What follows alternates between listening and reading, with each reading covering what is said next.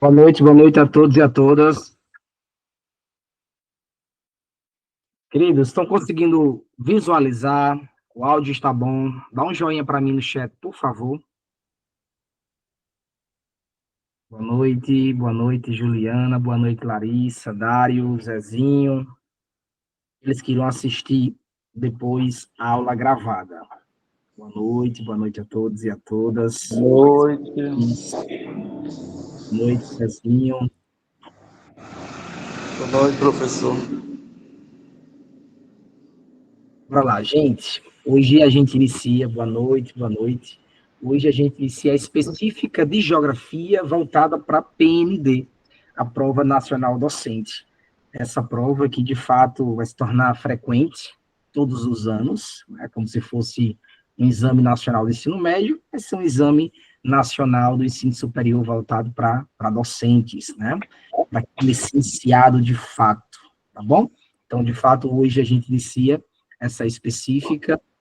Primeiro, queria tecer aqui para vocês algumas palavras, agradecer quem acreditou aí no projeto, quem está acreditando bem no meu trabalho, aqui a construção, aqui o conhecimento, ele é construído, como sempre digo isso para vocês, quem me conhece e já participou de alguma turma aí para específica de geografia, quer seja de João Pessoa, ou a estadual da Paraíba, ou também o estado do Rio Grande do Norte, ou qualquer outra específica que vocês possam ter participado. Zezinho, o áudio está ligado, acredito que seja o seu. Então, primeiro, minha gratidão.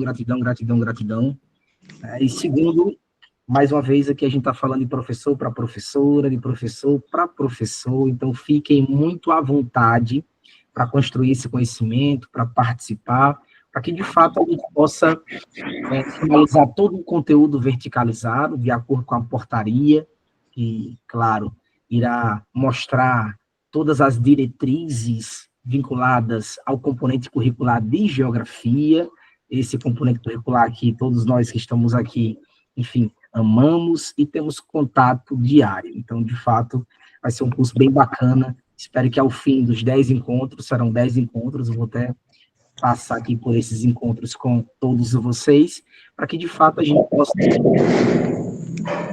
fluindo, né, e, sobretudo, que a gente possa bater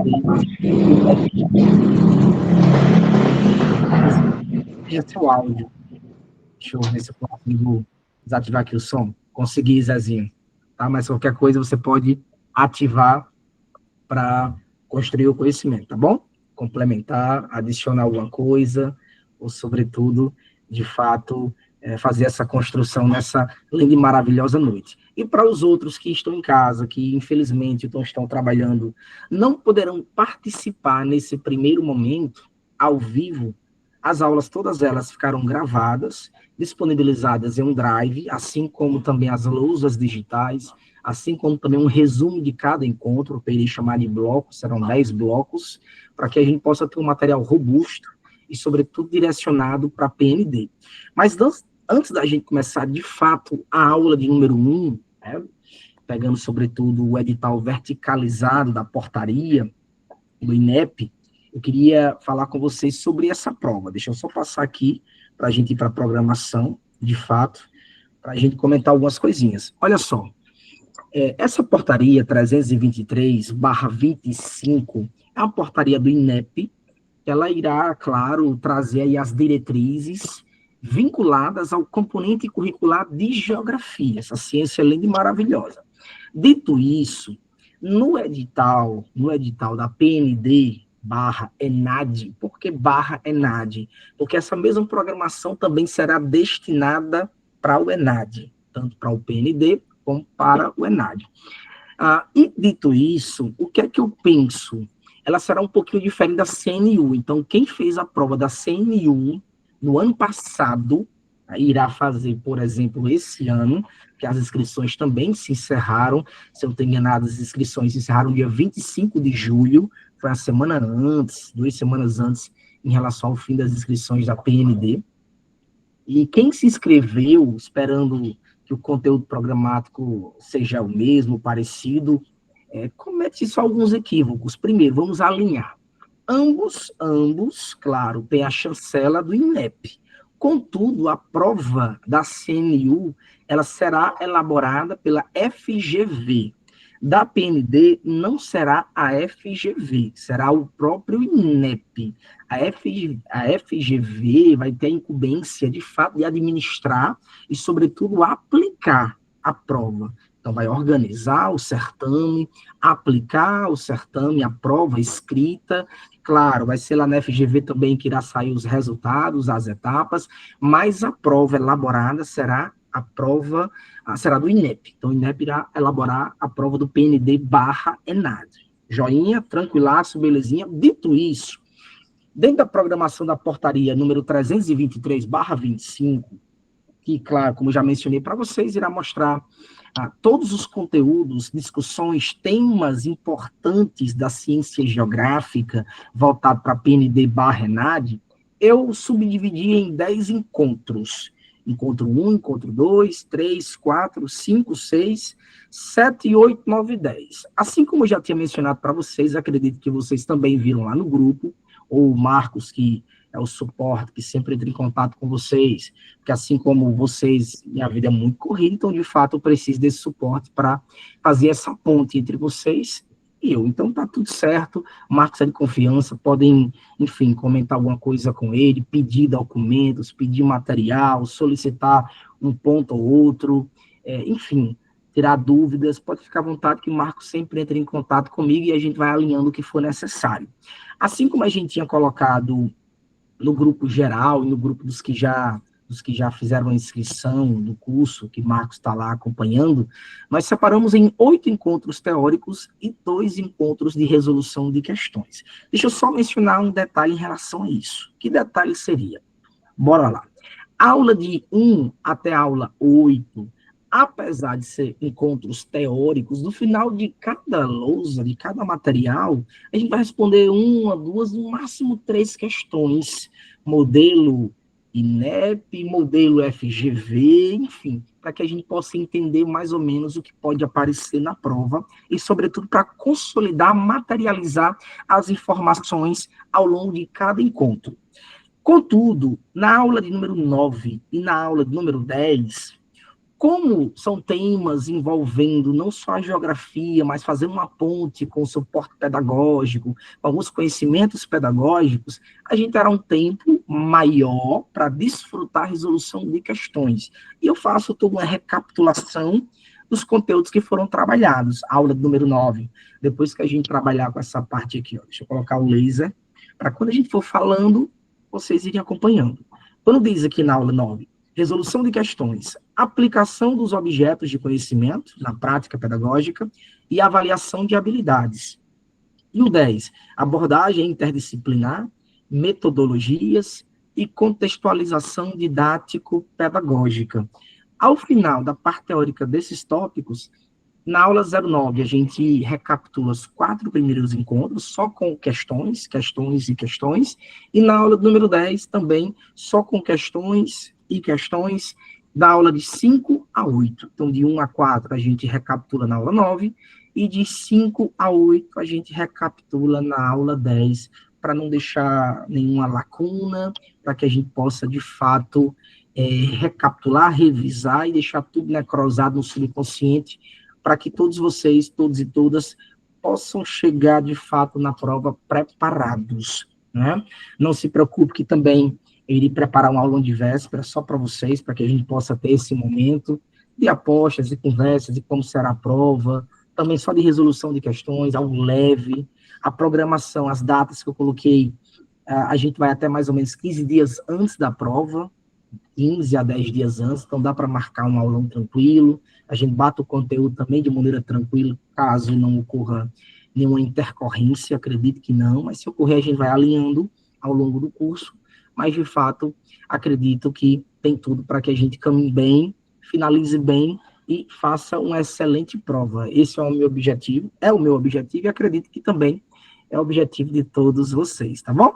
Então, sem mais delongas, apresentei aqui a programação, tá? Vocês receberam um PDF, naquele PDF tem a portaria, tem lá o edital de maneira muito crua na primeira tabela. Na segunda tabela eu coloquei já o edital verticalizado, de acordo com aquilo que eu penso que seja interessante, em uma sequência lógica de conteúdos, igualmente como está aqui. A aula 1, aqui, a aula de hoje, é uma aula sobre a ciência geográfica, a epistemologia da geografia. Aula 2, pressupostos teóricos das categorias espaciais, que a gente vai pincelar já hoje, tá bom? Quando for na próxima aula, próxima semana, a gente irá, sobretudo, nos aprofundar um pouquinho sobre a formação territorial do Brasil, formação do território brasileiro. Aula 3, aspectos físicos, geográficos, dinâmicas das paisagens, uso de recursos naturais e questões socioambientais. Na aula 4, aspectos demográficos, bom? Também urbanos, saúde, enfim, meio ambiente, Brasil e mundo. Aula 5, sujeitos e dinâmicas do espaço agrário, espaço campestre, ruralizado. Aula 6, a diversidade étnico-racial, gênero, cultura, movimentos sociais, aspectos geopolíticos e conflitos territoriais, que já entra um pouquinho já em geopolítica na aula 6. Aula 7, dá uma continuidade aos movimentos sociais, geopolíticas e conflitos territoriais. Por quê? Porque, de fato, aqui é um conteúdo um pouquinho mais robusto. Como é um conteúdo um pouquinho mais robusto, acredito que a gente não consegue finalizar um encontro só. Eu separei em 2. Caso a gente consiga, a gente pode adiantar um pouquinho, jogar a aula 8 para a aula 7. Mas eu achei por bem separar em dois blocos, ou em 2 aulas, tá bom? Aula 7, aula 8, cartografia escolar, geotecnologias, enfim, tudo voltado para cartografia, educação geográfica, geografia inclusiva, e aula 9 e 10, como já tinha mencionado para vocês, tá bom? Então, tá bem amarradinho, tá bem alinhado, caso vocês, aqui com a lousa, com a tela, melhor dizendo, auxiliar aqui do lado esquerdo, se vocês tiverem alguma coisa para complementar, para perguntar, sugerir, fique à vontade, no andamento da aula. Mais uma vez aqui o conhecimento ele é construído. Então, de fato, hoje a gente inicia a aula 1. Essa aula vai ser muito especial, não só por ser a aula 1 desse curso da PND, uma prova nova que se inicia no Brasil e tem tudo para se consolidar. Eu espero que se consolide. Eu torço muito, eu digo muito para colegas que a PND e a CNU elas vieram para, de fato, serem provas consolidadas, assim como é o Enem, né, assim como é o ENAD no ensino superior, e para que pare com esse salsedo de faz uma prova hoje da banca IDECAM, amanhã faz uma prova da FGV totalmente diferente, com um olhar diferente, com a maneira de abordar diferente, aí faz uma prova da FUNES, da FUNCERN também com um olhar todo diferente, aí para CESP e SEBRASP um outro olhar, enfim, resumindo, é o samba do crioulo doido quando se fala em concursos públicos no Brasil. Então, de fato, acredito que vai ser importante para vocês e para todos que ocorra uma consolidação de uma banca padrão, de um olhar padrão, para que a partir de então vocês possam se preparar da melhor maneira possível. E eu não tenho dúvida disso, que vocês que estão aqui se preparando, construindo esse conhecimento, estão saindo na frente dos outros colegas. Não que eles não dominem a geografia, eu digo muito para colegas da geografia, que a gente tem primeiro, uma falsa impressão que domina tudo, a gente não domina tudo. Segundo, a gente também tem uma outra falsa impressão que, claro, ter formação na geografia, ter passado pelo chão sagrado da academia, da universidade, que a gente domina a ciência, e que isso vai ser mais fácil da gente gabaritar as questões da específica. Muito bem, eu até concordo em parte. Mas lembre que do jeito que você tem uma certa facilidade, por ter tido muito contato com essa linda e maravilhosa ciência, o coleguinha do lado, o coleguinha da frente, atrás também teve contato. Então, se você conseguir gabaritar, atingir um número de acertos considerável, consequentemente, você vai ter uma pontuação diferenciada e a chance do seu nome ser vinculado no diário oficial como aprovado, enfim, em uma colocação bem melhor, a chance é muito maior. E lembrando, aí só um palpite, tá? Um palpite não, uma menção. A maioria esmagadora dessas pessoas negligenciam as específicas, por achar que de fato domina. E é esse negligenciar que faz com que a maioria esmagadora dos licenciados em geografia percam questões simples, bestas, não por dominar o conteúdo que dominam, mas por não ter praticado questões, não ter entendido a banca, entendido a dinâmica da prova, do certame, e isso é muito importante em qualquer certame, em qualquer concurso público, em qualquer processo seletivo. E vocês que estão aqui sabem e sabem muito bem. Todos vocês já passaram por processos seletivos, por concursos públicos, tá bom? Então, sem mais delongas, gente, cada encontro será computado de 2 horas relógio. A gente começa sempre às 20 horas, porque é um horário mais hábil para a maioria esmagadora de vocês, acredito eu, e para mim também. E a gente vai mais ou menos até 22 horas, podendo estender um pouquinho, para que a gente possa, de fato, finalizar o bloco. Se a gente tiver finalizado, joinha, senão a gente estende um pouquinho sem nenhum problema.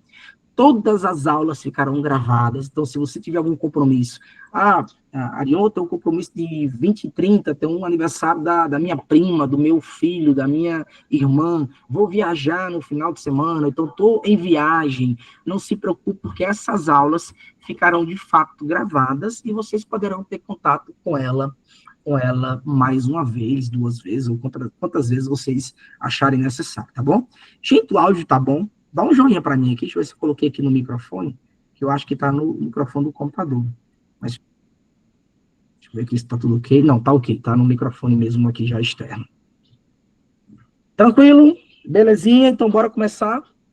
Aula 1, seja bem-vindo, bem-vinda a todos, mais uma vez, quem está entrando. Então, gente, hoje a gente inicia, de fato, essa aula 1 sobre a epistemologia da geografia, certo?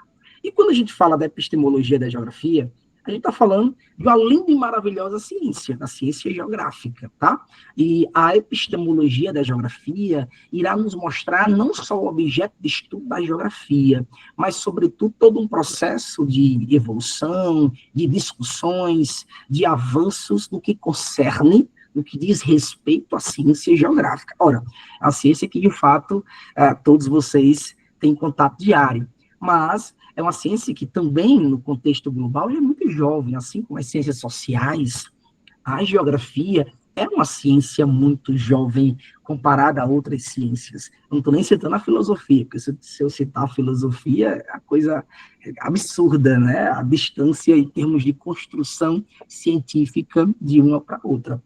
Inclusive, a própria geografia irá se embebedar de muitas correntes filosóficas para que ela possa se materializar, se consolidar e, sobretudo, avançar nos seus pressupostos, princípios, conceitos, tá? Conceitos básicos.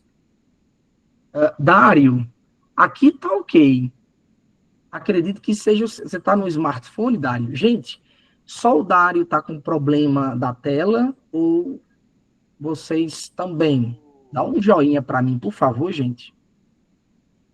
Eu estou no notebook. Aí tá... Tranquilo, estou te ouvindo muito bem. Tá ouvindo bem, Zezinho, e a câmera tá boa, a tela tá tranquilo, né? Dário, acredito que seja sua, tá? Clique, por favor.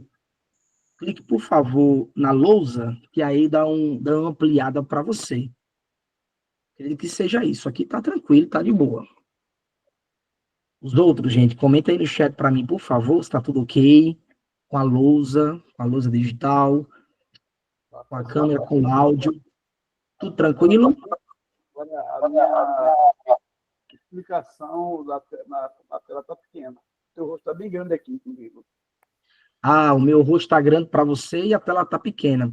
Então, o que você tem que fazer? Você tem que clicar na lousa, para que, de fato, possa dar uma maximizada na lousa e não na tela da câmera, tá bom? Estou clicando vendo aqui, não. Não, nada. Deu certo aí, Dário, ou não? Não, não. Deu? Não. Não? Deixa eu tirar a apresentação e colocar de novo para ajudá-lo, tá bom, gente? Eu que agradeço. Ah, sem nenhum problema, gente. Aqui a gente compartilha e, sobretudo, constrói o conhecimento. Então, é importante que todos vocês possam absorver e, sobretudo, ter esse momento da melhor maneira possível. E aí, Dário, deu uma melhorada ou continua do mesmo jeito, com minha tela grande? Ela não toma... Ela toma só metade da tela. Eu acho que eu sou meio vindo à vista mesmo, né? Como é, Dário? Eu não tá. Eu tô meio velho, meio vindo à vista mesmo. Mas aí, tá conseguindo visualizar a lousa? Dá para visualizar aqui. Tranquilo. Qualquer coisa eu dou um zoom, tá? Para você, Ok. quando a gente estiver tecendo algumas palavras, fazendo algumas anotações que seja pertinente, tá bom? No mais, gente, os outros aí, se tiverem alguma situação em termos de áudio, em termos de câmera, ou então de lousa digital, podem falar. A luz, às vezes, tem um tamanho pequeno em relação às anotações, mas todos esses materiais estarão disponíveis para vocês, tá bom? Em PDF, todos eles, no Drive, o suporte vai passar para vocês o link. Repetindo, para quem entrou depois, estará disponível tanto essas lousas digitais, estará disponível também todo um edital verticalizado, com datas, com encontros. Hoje à noite, acredito que eu já repasso para o suporte manda para vocês. E, por último, também, um resumo PDF teórico de cada bloco. Esse resumo a gente não vai utilizar aqui, mas ele é muito importante para que em casa, cada um de vocês, a gente possa construir o conhecimento também em casa e possa consolidar as informações da melhor maneira possível, nessa jornada que se inicia e com a graça do nosso Deus Todo-Poderoso, a gente vai até o final, se Deus permitir. Amém? Bora lá, gente, sem mais delongas.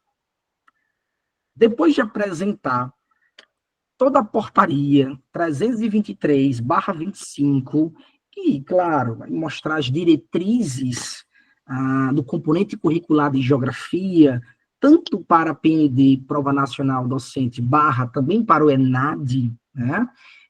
De fato, a gente mencionou que os tópicos, os temas, as discussões em cada encontro, são 10 encontros, 8 teóricos e 2 de resolução de questões. A gente iniciou agora com a epistemologia da geografia. O primeiro encontro será a aula 1, fundamentos epistemológicos do pensamento geográfico, e também categorias de análise da geografia enquanto ciência. Aquelas categorias tradicionais, triviais da geografia, que todos vocês têm contato diário, tiveram contato também no chão sagrado da universidade, tá bom? Espaço, região, paisagem, território e lugar. Então, bora lá. Quando a gente fala de epistemologia da geografia, a gente está falando da ciência geográfica. E como eu já tinha mencionado há pouco tempo, a geografia é uma ciência muito jovem, assim como as ciências sociais. A sociologia também muito jovem. Ambas irão surgir no século XIX. A geografia muito atrelada a correntes filosóficas, a discussões de autores, sobretudo da filosofia, e essa ciência geográfica, que, claro, hoje a gente tem como objeto de estudo o espaço geográfico, nem sempre esteve associada a essa interação do espaço fisiográfico, do espaço natural, em consonância com a interação ou com a ação antropogenética, humana, antrópica, né? Aqui eu trouxe alguns conceitos básicos, por exemplo, de Kant, de Marreiro, de Martoni, conceitos como o Kant mencionava que, quando se fala em geografia, cabe à geografia descrever todos os fenômenos da superfície. O próprio Kant fala também que, além de descrever, se fazia necessário explicar esses fenômenos. Então, era uma geografia muito tradicional, muito descritiva, tá? O Marreiro fala que a geografia é uma ciência que estuda a paisagem, as transformações que ocorrem nela, enfim, também uma geografia muito descritiva, muito tradicional, muito trivial, para o que a gente conhece hoje, enquanto ciência geográfica, e todo um alicerce, aí uma fundamentação teórica da geografia enquanto ciência, tá bom? Hoje. E o Martoni também fala que é importante a geografia não só compreender, não só analisar os fenômenos físicos, biológicos e humanos, mas, sobretudo, também tem essa descrição de forma muito materializada, muito consolidada, tá bom? Dito isso, No século XIX, no final do século XIX, é importante que a gente faça uma contextualização histórica. O que é que o mundo estava vivendo no final do século XIX? Ora, no final do século XIX, o mundo estava mergulhado em um cenário de imperialismo, de neocolonialismo. Potências europeias, vocês sabem muito bem, fatiaram o continente africano como um bolo, como uma torta, como um pudim. Ora, essa hora falando de pudim, mas é isso. Fatiou o continente africano, parte do continente asiático também, em busca daquilo que eles não conseguiam mais ter em seus territórios diminutos. Recursos naturais, energéticos, recursos hídricos, recursos minerais, enfim, de forma arbitrária, fizeram essa separação, essa distribuição em busca desses recursos. Com isso, nesse contexto de neocolonialismo ou de imperialismo, a geografia ela surge, sobretudo, para dar um suporte a esse cenário de imperialismo no final do século XIX e mais ainda na primeira metade do século XX.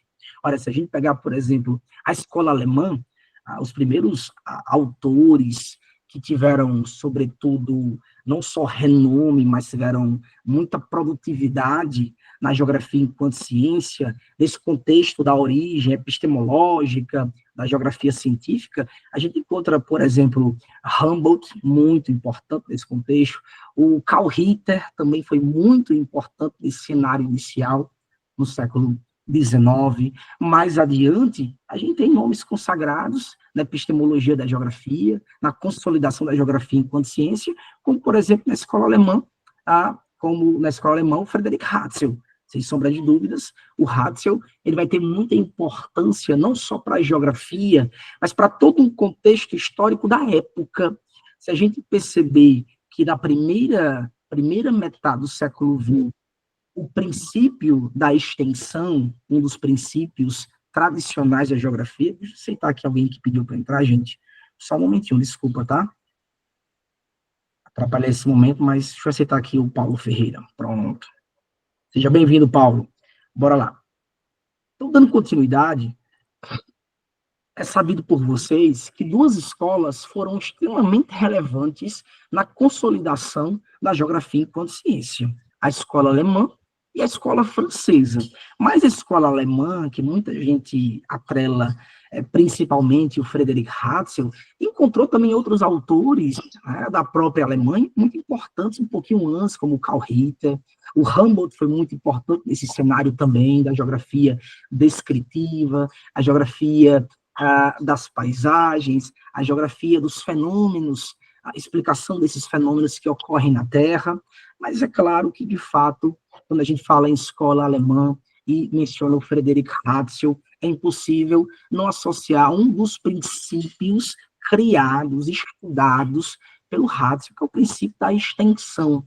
Esse princípio da extensão, muito vinculado também ao que ele vai chamar de espaço vital.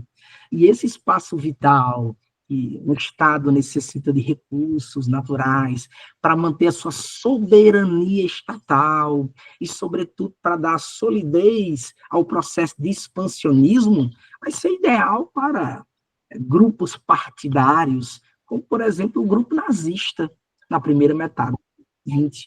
Então, de fato, o partido nazista irá se embebedar da teoria do determinismo ambiental, do determinismo geográfico, atrelado, claro, às ideias do Friedrich Ratzel e de todo o cenário do espaço vital, que para o Estado alemão se expandir, pegando aí o contexto do princípio da extensão, para o Estado alemão se expandir, manter a sua relação de poder e de soberania na região, em um contexto de imperialismo, de neocolonialismo, é claro que caminhando já no século XX, a gente tem a primeira grande guerra de 14 a 18, depois a segunda. Nesse cenário, o Estado nazista vai utilizar muitas ideias do Ratzel, mas o que a gente precisa consolidar e entender, enquanto epistemologia da geografia, é que, de fato, a geografia ela surge em um cenário de necessidade de explicar e descrever aquilo que acontece na superfície da Terra.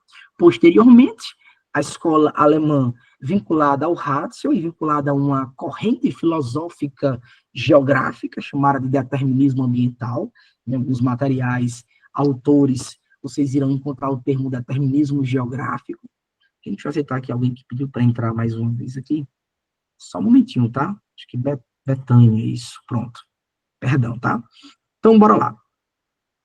Voltando para o cenário da epistemologia da geografia, a epistemologia da geografia, esse contexto científico da geografia, será muito importante, como eu já mencionei para vocês, algumas escolas, inicialmente a escola alemã, não somente vinculada ao Ratzel, mas o Ratzel, de fato, vai ter muita notoriedade.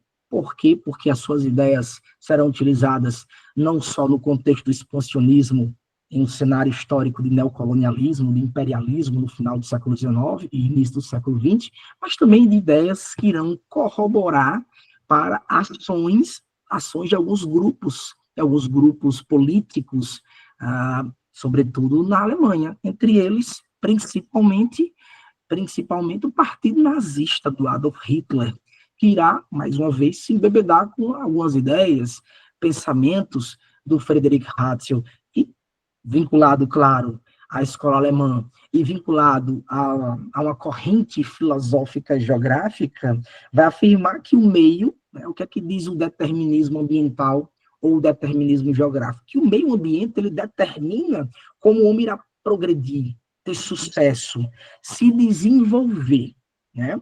Via de regra, quando a gente fala em correntes filosóficas consolidadas na geografia enquanto ciência, existem outras correntes que no século XX passaram a ser muito importantes. As correntes europeias, sem sombra de dúvidas, duas irão ser muito mencionadas na ciência geográfica, que é a corrente do determinismo ambiental ou geográfico, vinculado à escola alemã, e no nome principalmente do Friedrich Ratzel, com o espaço vital, com o princípio do expansionismo, o princípio da extensão, né? E a escola francesa, essa escola francesa, atrelada a um outro geógrafo, não somente ele, a gente pode citar Brunhes, entre outros, mas, sobretudo, o Paul Vidal de Lablache, é aquele que vai ser mais mencionado em questões, né?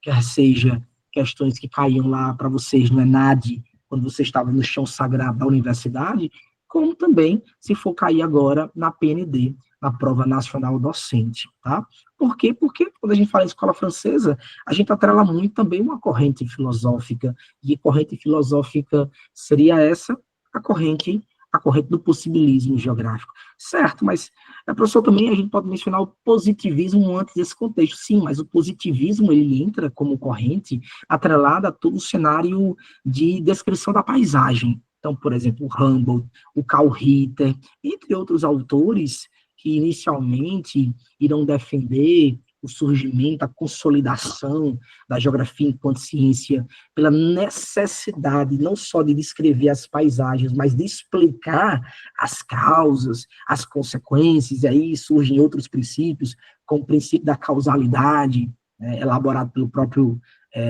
Humboldt, né? Enfim, o princípio da conexão e interação, como tem na livro de vocês, ó. Princípio da atividade, princípio da causalidade, enfim, da conexão ou interação.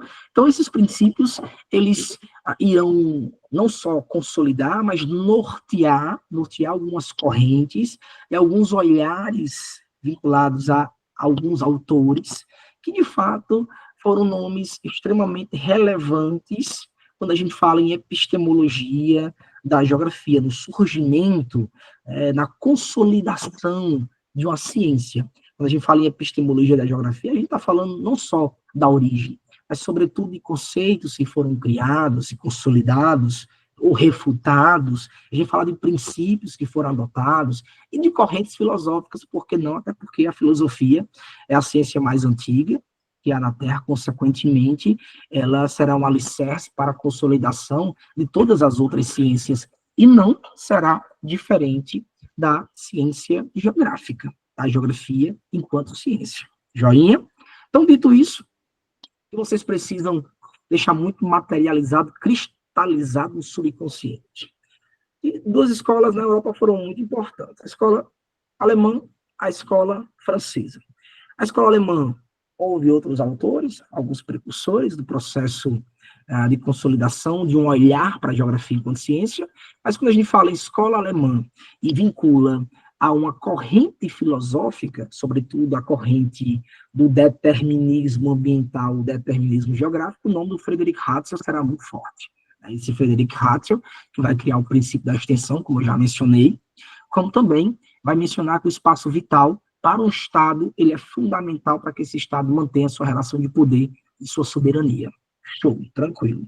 E já a escola francesa, que tem como nome mais forte, dentro desse contexto de uma corrente filosófica e geográfica do possibilismo ambiental, o nome do Paul Vidal de Lablache. Mais uma vez, não será o único, mas, de fato, o Lablache vai ter uma notoriedade maior vinculado à corrente do possibilismo ambiental, o possibilismo geográfico, que ele vai também utilizar um termo, né? Em alguns materiais nem vem muito esse termo, mas ele utiliza e pode fazer até frente ao espaço vital, que ele chama de gênero de vida. Né? Então, qual a dica que eu dou? É sempre cristalizar no subconsciente o seguinte: corrente do determinismo ambiental. O meio, ele determina o prosperar, o desenvolvimento da espécie humana, né? O meio será fundamental para isso. Segundo o determinismo ambiental, por exemplo, o homem estaria fadado ao fracasso em regiões muito quentes, ou em regiões muito frígidas, regiões para o determinismo ambiental inóspitas, anecúmenas, a gente pode citar aqui. Para o determinismo ambiental, a Sibéria seria uma região que o homem estaria fadado ao fracasso, que a Antártida também seria uma região que o homem estaria fadado ao fracasso, que o Atacama, no Chile, também, que algumas regiões áridas e de semiaridez também, enfim. Então, para o determinismo ambiental, o meio com características naturais, fisiográficas e também potencialidades naturais, no caso energéticas, hídricas, mineralógicas, será fundamental. Já para o possibilismo ambiental francês, não. O meio, ele condiciona, o meio, ele possibilita que o homem pense em formas de se adaptar. Inclusive, quando a gente fala dessas correntes filosóficas e geográficas, do determinismo ambiental, do possibilismo ambiental, outras correntes e outras teorias, inclusive teorias da biologia, a ciência biológica, da evolução, irão também fazer parte desse contexto. Teorias como do Lamarck, teorias como do Charles Darwin, da seleção natural, dos caracteres adquiridos do Lamarck, enfim. Então, também tem como a gente fazer uma ponte com essas correntes filosóficas e geográficas. Resumindo, corrente do determinismo ambiental, escola alemã, Frederick Hatzel, espaço vital. Corrente do possibilismo ambiental ou geográfico, lembrem logo da escola francesa e do nome do Paul Vidal de Lablache e também do gênero de vida. O que seria o gênero de vida para o Lablache? Algo semelhante ao que a gente fala em espaço vital para o Hatzel. Seriam, de fato, recursos energéticos, hídricos, recursos minerais, essenciais para o sucesso, para a consolidação e para o desenvolvimento de um Estado.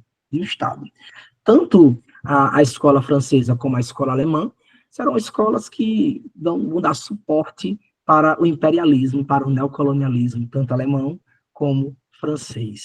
E mais à frente, já no século XX, as ideias do Hatzel serão incorporadas em parte, claro, pelo Partido Nazista. Tá bom? Dito isso, aqui nessa lousa tem alguns tópicos que a gente já mencionou, alguns conceitos básicos. Né? Inicialmente, a geografia teve como objetivo entender a relação entre o que é natural e a interação também da sociedade no espaço ambiental. O precursor foi o Alexander von Humboldt, né, o Humboldt. Enfim, aqui alguns princípios da epistemologia da geografia, de alguns autores em especial, princípio da extensão, como eu já mencionei, muito atrelado ao Frederick Hatzel, princípio da analogia, que é um princípio de comparar as áreas. Esse princípio da analogia, ele está muito associado a um processo de regionalização, de você diferenciar áreas, mas também de compará-las, de diferenciá-las, mas também de associar alguns aspectos em comum, enfim, tá bom? Essa analogia é muito atrelada ao Lablache, mas também ao Karl Ritter, que é alemão, tá? O princípio da causalidade, o Humboldt será o precursor desse princípio, que, de fato, alguns fenômenos precisam ser explicados, têm causas, os fatos que são observados na superfície, eles precisam de uma explicação tácita, tá bom? Viável.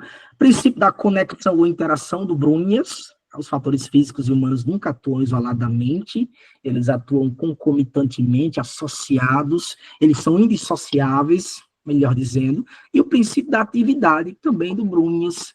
Enfim, a paisagem possui um caráter dinâmico, não estático, tá bom? Então, aqui são os princípios básicos da geografia enquanto ciência.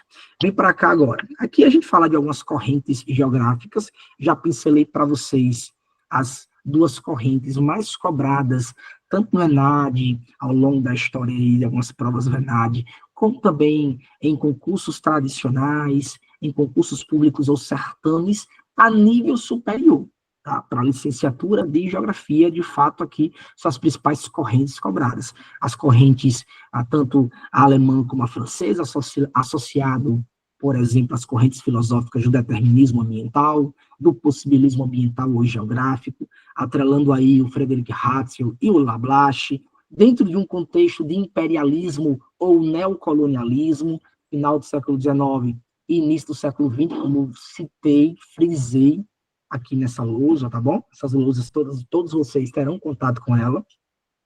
E aqui mais abaixo, eu trouxe para vocês também algumas correntes que foram muito importantes e são até hoje, que elas surgiram, se desenvolveram e fizeram parte da materialização da geografia enquanto ciência. Correntes como, por exemplo, na década de 30 e 40 do século XX, a do método regional, o de Hartshorne, que ficou à frente, e que teceu diretrizes, todo um olhar, toda uma construção teórica, um embasamento teórico nesse método regional, que é um método de diferenciação de áreas, muito associado a um regionalismo, separar as partes, conhecer as partes, para depois ter uma noção do todo, buscando também as similaridades, não só diferenciações, mas também similaridades, né? Na década de 50, a gente tem, de fato, um método quantitativo, né? A nova geografia associada a uma corrente teorética quantitativa, quem irá se embebedar muito dessa corrente é o IBGE. O IBGE tem muito esse olhar, né? Desde o seu surgimento até o presente momento. Claro que hoje o IBGE ele tem um olhar social, ele tem um olhar também de uma análise mais construtivista, dentro aí de um olhar também de uma geografia mais crítica, né, social, enfim. Mas, de fato, o surgimento do órgão esteve muito atrelado a essa corrente da nova geografia, a geografia teorética, quantitativa, estatística, durante a década de 50, tá bom? Já nas décadas de 70, sem sombra de dúvidas, tanto a geografia humanista como a geografia crítica ou marxista, elas irão, de fato, sobressair e elas são muito utilizadas não só no chão sagrado da universidade, no chão sagrado da sala de aula, mas também nas produções científicas, tá?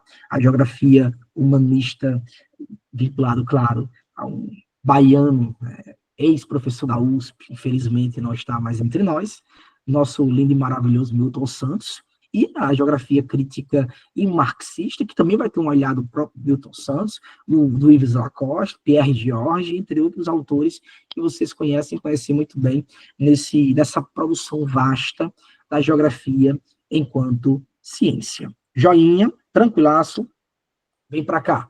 E aí a gente entra na seara das categorias de análise. Eu digo muito que essas categorias, gente, fique à vontade, tá bom? Qualquer coisa aí, o conhecimento é construído. Podem mencionar, podem falar alguma coisa aí no chat. Fiquem muito à vontade. Dário, Larissa, Diego, Simonítala. Show de bola, tá, gente? Vamos lá. Continuando. Quando a gente fala em categorias de análise da geografia, olha, essas categorias, elas surgiram dentro de um cenário de interpretação, mas sobretudo de produção científica da geografia, da epistemologia, mas sobretudo da consolidação da geografia. Essas categorias, elas passaram a nortear não só a geografia acadêmica, não só a geografia científica, mas também a geografia escolar. Todos. Inclusive, é uma das coisas que nós, eu me incluo aí, professores de geografia, todos nós, licenciados, nesse Brasilzão, Nordeste, Centro-Oeste, de onde for, não importa, isso requer ainda de um olhar sensível da geografia enquanto ciência da produção científica, da produção acadêmica, perceber que, de fato, essas categorias, elas precisam ser trabalhadas em sala de aula de uma maneira mais intensa, ao ponto de um menino, da menina, do licenciado entender que todas as discussões, todas as temáticas, todos os conteúdos, eles afloram, serão expelidos dessas categorias de análise, dessas 5 categorias: paisagem, região, lugar, território, e, sem sombra de dúvidas, a principal categoria, porque, de fato, é o objeto de estudo da geografia, o espaço geográfico. Né? E eu digo muito que são categorias triviais, simples, com conceitos muito bem fechados, mas que muitas vezes causam uma estranheza. Por que causam estranheza? Quando a gente fala em lugar para a geografia, lugar também é trabalhado em outras ciências humanas e sociais, tá bom? A história também trabalha com o conceito de lugar, autores da história, autores das ciências sociais, da filosofia, e há uma certa divergência no que seria lugar para a geografia e lugar para outras ciências. Então, é fechadinho na geografia, mas quando a gente entra no arcabouço das ciências humanas, no rol das ciências humanas, a gente encontra ainda algumas divergências em relação a alguns conceitos, como, por exemplo, o conceito de espaço, sem associar espaço geográfico, claro, espaço, e o conceito de lugar. 2 conceitos categóricos da geografia enquanto ciência, tá bom? Mas só para a gente reforçar, não deixar passar, por mais trivial e simples que elas sejam, é importante a gente mencioná-las, tá bom? Bora lá. A primeira delas, sem sombra de dúvidas, é o espaço geográfico. A gente fala espaço geográfico, claro, é aquela interação do espaço físico natural, que sofreu a intervenção antropogenética humana no local. E essas transformações, essas mudanças, essas metamorfoses, como Milton Santos sempre gostou muito de comentar, elas irão, claro, construir algumas rugosidades, que o próprio Milton Santos também gosta muito de falar nesse termo, de rugosidades do espaço. Então, de fato, o espaço geográfico é um espaço modificado, transformado pelo homem, tá?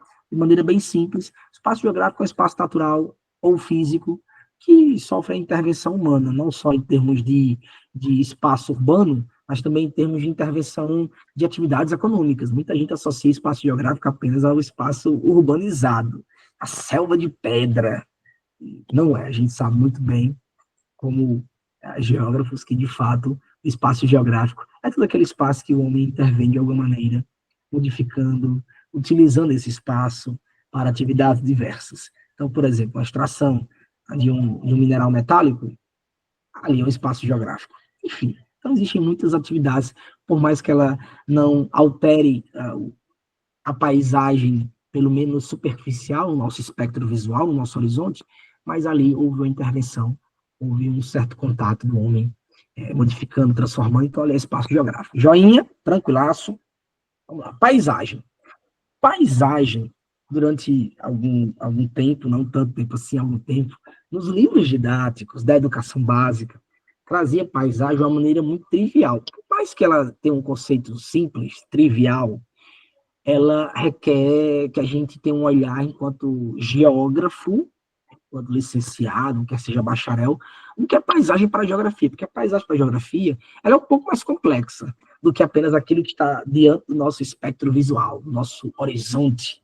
E em alguns materiais didáticos, vocês que trabalham com a educação básica, eu também, enfim, a gente encontrou diversos materiais, quer seja no ensino fundamental, no ensino médio, ou até mesmo em alguns textos curtinhos da universidade, falando muito de um sentido só, que é a visão, como sendo a ponte ideal para classificar ou para conceituar o que é paisagem. E não é uma verdade. A gente sabe que a paisagem ela pode ser conjecturada e ela pode ser percebida por outros sentidos também, como tato, como olfato, paladar.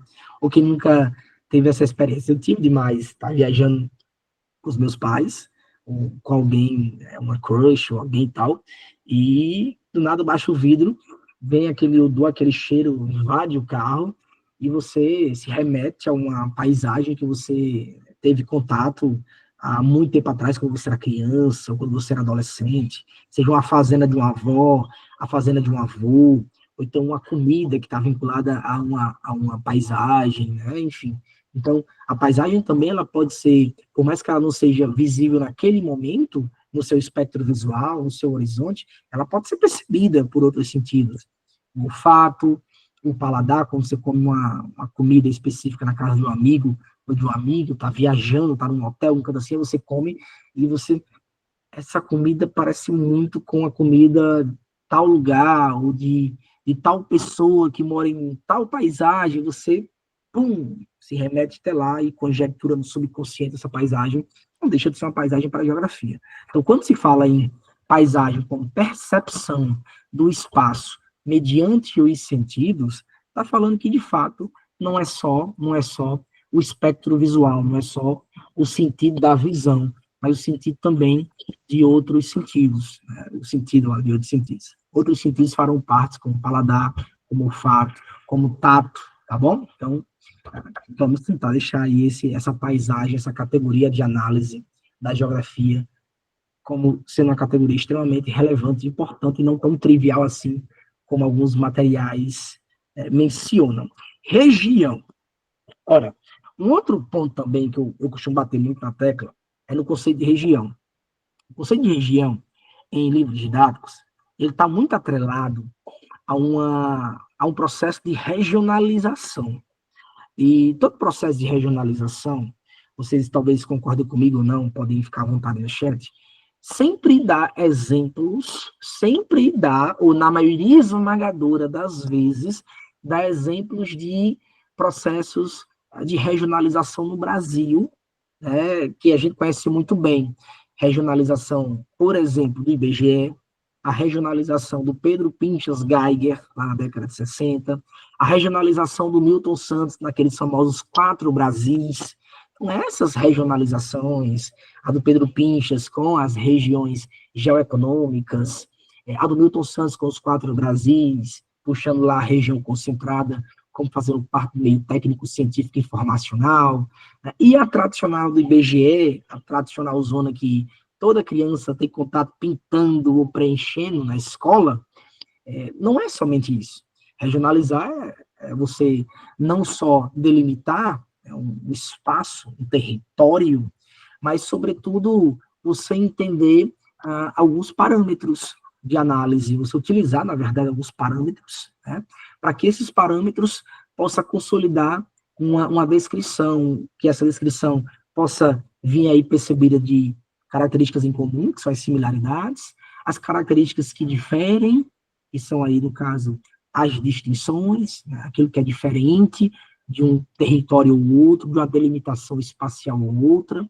Então, regionalizar, de fato, eu posso aqui nessa aula regionalizar, dizer assim, ó, ou então entrar numa aula, vamos pegar uma aula presencial, em sala de aula, você pode, numa sala de aula, regionalizar tranquilamente, usar até esse exemplo, bater lá na porta e dizer assim, ó, a partir de hoje, as meninas sentam do meio para frente e os meninos da sala sentam do meio para trás. Aí talvez eles perguntem, professor, por que isso? Você utilizou um critério. Qual foi o critério que você utilizou? Sempre quando se utiliza a regionalização, ou pratica ou aplica uma regionalização, existem critérios ou parâmetros que são adotados para que aquela regionalização, de fato, ela seja plausível. Quando você chega na sala de aula e diz assim, ó, a partir de hoje, meninas sentam na frente, meninos sentam do meio para trás, o critério que você provavelmente pode ter utilizado seja a estatura, que a média da estatura dos meninos, né, via de regra, é um pouquinho maior do que as meninas, quando se fala em Brasil, não diferente quando se fala em Nordeste ou em qualquer outra região brasileira, tá? Ou então você pode entrar, bater na porta lá e dizer assim, gente, a partir de hoje, A partir de hoje, quem tem de 15 a 17 anos, senta na frente. Quem tem 17 mais, senta atrás. Aí você pode dizer assim, eu utilizei 2 critérios, pode até criar aí alguns critérios.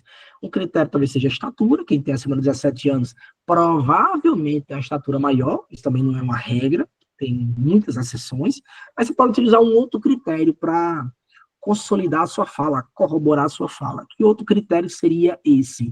Que talvez o diálogo, a conversa, a maturidade de quem tem de 15 a 17 e que tem 17 mais, são diálogos diferentes, e aí você detectou isso, você não quer fazer uma regionalização, enfim. O motivo aí, cada um, mas regionalizar é muito mais do que você apenas escolher um território, definir, caracterizar os aspectos físicos, naturais, econômicos, políticos, étnicos, culturais, enfim. Então, existem várias formas de regionalizar. E a regionalização ela pode vir no macro até para o micro, uma escala micro, uma escala muito micro, inclusive, como, por exemplo, uma sala de aula, como eu falei, estou falando agora para vocês. Enfim, então, de fato, regionalizar é algo muito mais complexo e que muitas vezes os materiais didáticos traz sempre aqueles exemplos categóricos, aqueles exemplos nu e cru da geografia, muito vinculado ao processo também de formação do território brasileiro, e aí cita também as regionalizações mais conhecidas, e que, claro, por vezes cai no ENAD, cai no Enem, cai em concursos públicos, tanto a regionalização do Pedro Pinchas Geiger, como a do Milton Santos, como a do IBGE, enfim, vai ter uma aula sobre regionalização, eu não vou adentrar agora nesse ponto, tá? Mas, de fato, a gente precisa ter um olhar enquanto geógrafo muito mais aprofundado, mas, sobretudo, criterioso com essas categorias de análise, para não ficar naquela trivialidade do material didático, do livro didático, que traz aí um conceito muito cru e que, se a gente for trazer para esse século XXI e, sobretudo, para 2025, talvez esteja alguns bem ultrapassados, ou então carente de mais exemplos, de uma complexidade maior, para que, de fato, essas categorias sejam olhadas com mais afinco, com uma sensibilidade maior pelo aluno, entendendo que são importantes. Esse é o objetivo e o desafio. Eu entendo como um grande desafio trazer essas categorias e mostrar a complexidade delas, a importância delas para o aluno, a importância delas para o professor e para o pesquisador da geografia, não utilizando apenas com definições muito triviais. Tá bom? Continuando. Lugar. E lugar, de fato, é aquele xodozinho do professor, da professora, é aquele xodozinho do ENAD, que eu desconheço. Eu sempre tenho contato com a prova do ENAD, porque quando tem a prova do ENAD, tem colegas que aplicam, às vezes mandam para mim depois, claro, depois que a prova é aplicada, que eu sempre peço, eu gosto de dar uma olhadinha para saber o que aqui, quais são as provas de avaliação no ensino superior. Eu gosto muito de ter contato com essas provas, para saber o que é que o INEP está entendendo em termos de necessidade de discussões na academia. E aí, acompanhando algumas provas do ENAD, acho que eu olhei as 2 últimas, né, eu vou percebendo que das categorias de análise, não só ENAD, não só Enem, mas também concursos públicos, com bancas como a FGV, que é a banca que irá aplicar, organizar, será responsável pelo certame da PND, mas não será a banca que irá criar as questões, irá criar as questões da PND, para quem entrou depois, não confundam, é o INEP da CNU, de fato, quem irá construir, criar as questões e aplicar, organizar o certame é a FGV. FGV por completo, FGV na cabeça. CNU, PND, são 2 cabeças aí. Quais são as 2 cabeças? Quem irá desenvolver, criar, construir todo um cenário da prova objetiva é o INEP, e quem vai organizar o certame é a FGV. Tá bom? Não confundam. Então, por isso que, de fato, a gente tem que olhar para o ENAD. E por que olhar para o ENAD? Porque a própria portaria 323/25, que versa sobre as diretrizes do componente curricular de geografia, para a CNU, diz lá também, para a CNU e para o ENAD. Ou melhor, para a PND, melhor dizendo, Prova Nacional Docente, e para o ENAD. Então, esse edital verticalizado que vocês estão absorvendo agora, ele será utilizado também para quem está na universidade hoje. e que irá participar do ENAD em breve, ou já participou. Né? Então, de fato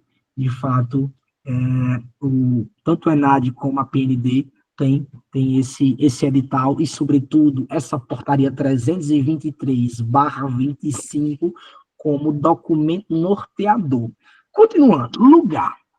Moçada, quando a gente fala em lugar, desculpa, a gente está falando de uma categoria de análise muito utilizada, sobretudo nos últimos 5, 6 anos, em vestibulares, em concursos públicos, no ENAD, e a gente está falando de uma categoria de análise que tem como principal característica, né, ser um lugar vivido, ter uma característica de pertencimento. O lugar, para quem não é da geografia, ele é muito aleatório, até para a própria história. Uma vez eu discuti com um colega de história, eu perguntando alguns autores que falam sobre lugar e qual era a visão da história sobre lugar, eu achei algo muito vago, quando eu digo vago, muito amplo. A palavra mais seria correta essa, muito amplo.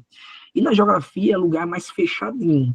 Os autores que, via de regra, consolidaram e trouxeram conceitos, trouxeram o conceito de lugar como sendo o conceito utilizado nos livros didáticos e nas produções acadêmicas, é um lugar que, de fato, ele tem uma característica de pertencimento, ele é simbólico, ele tem toda uma afetividade, né, uma memória afetiva atrelada a ela. Por exemplo, quando a gente fala em shopping center, para a geografia, o shopping center não é lugar. O campo de futebol, o Allianz Parque, o Morumbi, não é um lugar para a geografia. Depende muito. A sua casa pode ser, pode não ser. Para que se configure lugar para a geografia, de fato, tem que existir toda uma relação intrínseca com aquele espaço ali que passa a ser chamado de lugar. Você faz parte dele, ele faz parte da sua vida. Vou dar um exemplo bem tranquilo, bem rapidinho aqui, para a gente não demorar tanto sobre minha vida. Quando eu tinha mais ou menos 17 anos, eu tinha um sonho em morar só. Bem rapidinho essa história, tá, gente? Eu tinha um sonho em morar só. Tinha um sonho em morar só, de fazer faculdade e tal. Quando eu tive a primeira oportunidade, passei um concurso público para ser professor de geografia, muito novo, né, porque eu tinha 20 anos, 21 anos quando eu passei, aí eu estava terminando a faculdade ainda, tive que pedir antecipação, defendi a monografia de maneira antecipada, porque senão eu ia perder, inclusive, não ia assumir, pedir prorrogação de posse, para assumir em outra cidade de onde eu resido, que eu nasci, enfim. Foi um salseiro danado. Resumindo, mas eu quis assumir porque eu tinha um sonho muito grande. Eu tinha uma relação muito boa com os meus pais, tenho até hoje, graças a Deus, mas eu acho que muitos de vocês talvez passaram por isso. Passar perrengues, criar certos compromissos, responsabilidades. Eu era muito dependente dos meus pais, muito caseiro, então assim, eu queria me aventurar, então eu queria morar só. Até que certo dia eu consegui morar só. Fui morar num apartamento. Era novo, 21 anos para 22 anos, algo assim. Fui morar em um apartamento. Naquela época eu me lembro que toda tarde eu ia à casa dos meus pais. Chegava lá, entrava, ia no quarto que eu passei a minha infância e a minha adolescência, né? E passava lá um tempinho lá deitado na cama, mexendo no celular. Mexendo, para ficar conversando com meus pais. Início da noite, ia para o apartamento.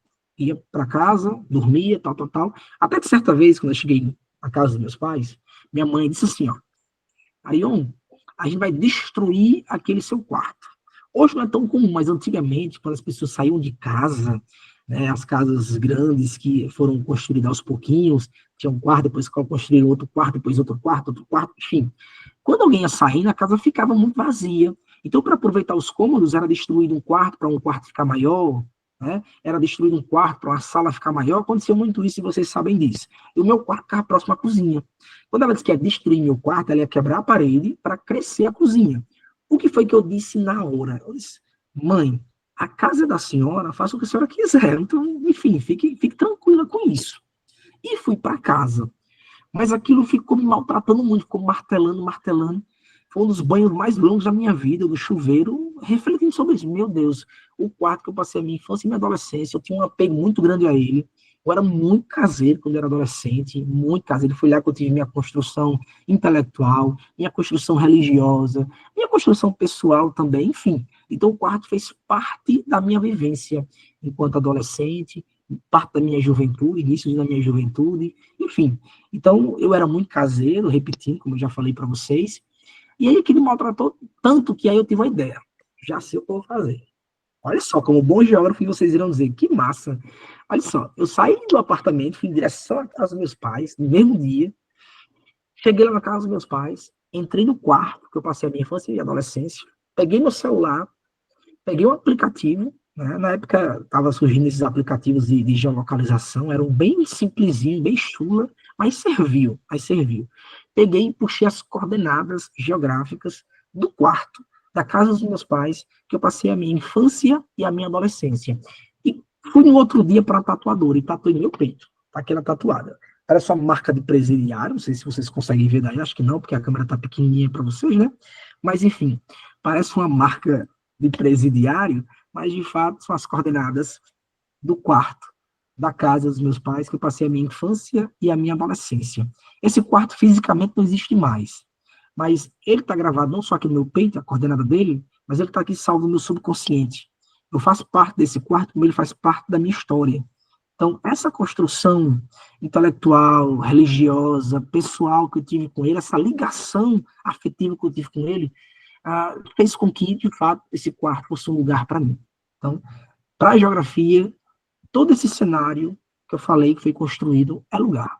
É um espaço vivido, ele é simbólico, ele tem significado de pertencimento, tem toda uma memória afetiva, toda uma afetividade. Isso, para a geografia, de fato, é lugar. Joinha? E, por último, a categoria de análise chamada território. Outra categoria que é muito negligenciada, é muito deixada de lado, que inclusive, então para mim, que sem sombra de dúvidas, as categorias vão ser utilizadas com aprofundamento na PND e no ENAD, mas sobretudo, nesse caso, o objeto de estudo aqui da gente é PND. Então vai cair na PND, eu vou dizer por quê, porque na aula 1, na verticalização que eu trouxe aqui para vocês, olha só o que diz aqui no edital de vocês. Fundamentos epistemológicos do pensamento geográfico. Belezinha. Em outros certames de bancas, como IDECAN, FGV, FUNCERN, quando tem essa parte aí de fundamentos epistemológicos, dá uma ênfase muito para correntes e escolas da geografia, né? Da ciência geográfica. Mas até fala categoria de análise, mas não cita. Aqui citou. Lá no edital, na portaria, melhor dizendo, 323/25, tem lá, o primeiro tópico é isso aí, ó, fundamentos epistemológicos do pensamento geográfico. Aí tem, de maneira muito, muito expressiva, categorias, 2 pontos, espaço, região, paisagem, território e lugar. Então vai ser cobrado, gente. Para dar uma ênfase assim, as categorias de análise serão cobradas, mas não com essa trivialidade que às vezes a gente vê nos materiais didáticos, tá bom? Território. Vamos tentar aprofundar um pouquinho esse olhar sobre território. Agora, território, nos materiais didáticos, ele é visto como um espaçamento, uma delimitação, claro, espacial, territorial, uma dimensão que tem toda uma relação de poder. Eu vou mais à frente. Vamos pensar aqui um pouquinho. Quando a gente fala em território, território é a consolidação ou a soberania do Estado-nação. Por que a soberania do Estado-nação? Porque o Estado-nação, um país, porque nação é sinônimo de povo, Estado-nação é sinônimo de país. Todo Estado-nação só tem um território para chamar de seu, porque existe toda uma legislação, toda a dimensão política que irá protegê-lo, vai proteger esse território, vai salvaguardá-lo, né? E vai, de fato, criar uma relação de soberania, uma relação de poder. Então, essa relação de poder para a geografia, associada a um território, nem sempre ele é visível em alguns povos. A gente pode citar vários povos que não se configuram como Estado-nação, como país, mas tem uma construção cultural, étnica, é um povo, né? Tem sua identidade, tem sua construção identitária, sua construção cultural, existem suas memórias afetivas vinculadas a esse povo, mas eles não têm um território para chamar de seu. Então, há uma carência ali de uma relação de poder. Categoricamente, a gente pode citar na Espanha os bascos, os catalães, a gente pode citar os uigures em Xinjiang, na China, no noroeste da China, há um povo muçulmano que pleiteia independência, ou pleiteia se vincular a um outro Estado, porque eles não se sentem Han, não se sentem chineses, que são os uigures, e maioria islâmica, muçulmanos, né? E de fato ali tem um povo, ali tem uma construção étnica e cultural diferente dos Hans, de maioria, os Hans que predominam, claro, na China, no território chinês, e eles não têm um território para chamar de seu, não há relação de poder. Né? A gente pode estar também, sem sombra de dúvidas, os tibetanos lá na região do Tibete, já pegando o contexto do sudoeste da China, que reivindicam também independência, tem lá seu líder religioso, o Dalai Lama, não tem um território para chamar de seu também, tem uma certa autonomia, mas não tem independência, assim como Taiwan, né? A gente pode citar categoricamente, que é muito mencionado nos livros didáticos, os curdos, sem sombra de dúvidas, a maior nação sem território do mundo, já se contabiliza, tem materiais que contabilizam 30 milhões de curdos, já vi materiais citando 50 milhões de curdos, mas sem sombra de dúvidas a maior nação sem território para chamar de seu do mundo. É um povo? Sim, mas ali não tem um Estado-nação. Existe uma dimensão política, uma relação de poder com fronteiras, delimitando, uma constituição própria e leis que irão proteger, leis que irão salvaguardar esse território. Isso que se configura território. Quando a gente fala em território, para a geografia, a gente tem que lembrar de fronteiras, a gente tem que lembrar de soberania estatal ou territorial, tem que lembrar que há leis que irão proteger e salvaguardar, cada estado tem uma constituição e tem leis vigentes para proteger esse território, quer seja o estado argentino, o estado brasileiro, o estado italiano, entre outros, e aí por diante, certo? Então, falou em território, lembrem de dimensão política do espaço, como tem aí no material, tá bom? Relação de poder. E essa relação de poder, ela só se configura quando, de fato, um Estado-nação ele é reconhecido internacionalmente. Um país ele é reconhecido internacionalmente, possuindo, assim, um território, esse território possui fronteiras, e ele tendo toda uma relação política com leis que irão proteger esse território, tá bom? Toda a soberania, melhor dizendo, soberania. Falou em território, lembro de soberania dentro da dimensão política. Estou tranquilaço, belezinha. E aí eu trouxe para vocês, para que a gente possa consolidar essas informações, tanto das correntes, como desse preâmbulo que a gente fez inicialmente sobre a epistemologia da geografia, e as categorias de análise, de fato, algumas questões para corroborar. Essas questões muito atreladas a documentos oficiais, documentos que irão, claro, reforçar o ensino da geografia, quer seja os PCNs, quer seja a BNCC, enfim, o ensino de geografia e seu processo histórico, sem sombra de dúvidas, no Brasil. Então, vou responder algumas questões que já eu mostro para vocês também, antes da gente finalizar. O bloco eu preparei para vocês, cada aula, no final de cada aula tem um blocozinho, um resumo, para que em casa, seja no mesmo dia, ou no dia a posteriori, ou na próxima semana, vocês possam fazer uma revisão da aula anterior. Sempre vai ser assim, aula, teoria, no final, 2 ou 3 questões só para consolidar a informação, consolidar o conhecimento, essa construção que tivemos em cada encontro. Depois, bloco teórico, bloco resumo, que eu vou enviar para vocês na plataforma, lá no Drive, que vocês terão acesso, o suporte vai enviar para vocês, tá bom? Bora lá. Dário já colocou aí, letra A. Vamos lá, gente. Ó, diz assim, questão de número 1. Divisão da geografia, segundo o campo do conhecimento da sociedade e da natureza, tem propiciado um aprofundamento temático de seu objeto de estudo. Essa divisão é necessária como recurso didático para distinguir os elementos sociais ou naturais, mas é artificial. Né? Na medida em que o objeto da geografia é explicar e compreender entre a relação sociedade e natureza, e como ocorre a apropriação desta por aquela. Claro, esse texto, segundo aí o Clésio Santos, né, de Geografia, Meio Ambiente e Sociedade, múltiplas interpretações do mundo contemporâneo. Vem para cá. Comando da questão. Com base nessa abordagem, segundo os parâmetros curriculares nacionais, o ensino da geografia deve. Deixa eu passar aqui um bizu para vocês, bem rapidinho, sobre esses PCNs. Arion não tem caído mais PCN como cai antes? Não, claro que não, porque de fato a BNCC ela é muito mais utilizada nas questões hoje, questões de geografia, para professores em concursos públicos e certames, do que os PCNs.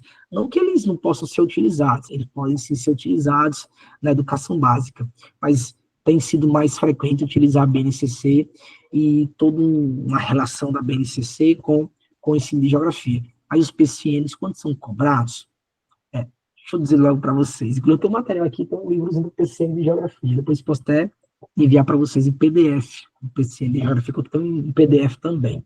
Vou criar uma pastinha também só de materiais, de livros, só para caso vocês queiram ter contato, pegar para vocês para ler, fiquem à vontade, eu acho que é importante a gente fazer essa troca, esse diálogo de professor para professor para professor, ele tem que acontecer, e todo mundo ganha com isso. Eu aprendo com vocês comigo, a gente está aqui para, de fato, conseguir construir da melhor maneira possível esse trajeto até a prova da PND, né? Prova Nacional Docente. Então, com base nessa abordagem, segundo os PCNs, deixa eu passar para vocês um bisu aqui bem rapidinho.